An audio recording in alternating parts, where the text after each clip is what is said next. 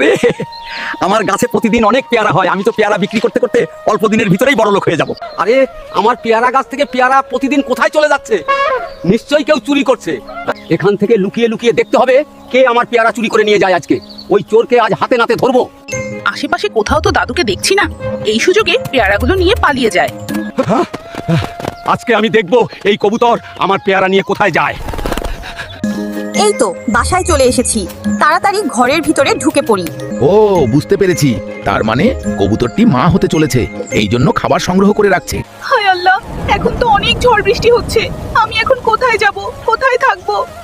এখন তো অনেক ঝড় বৃষ্টি হচ্ছে, তাড়াতাড়ি গিয়ে কবুতরকে উদ্ধার করতে হবে।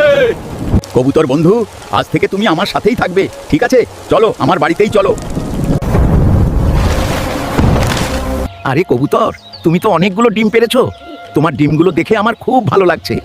দাদু দেখো দেখো, আমার কত সুন্দর সুন্দর বাচ্চা হয়েছে। দাদু তুমি কাঁদছো কেন? আমি কাঁদছি কারণ সবাই আমাদের ভিডিও দেখে, কিন্তু অনেকেই লাইক সাবস্ক্রাইব করে না।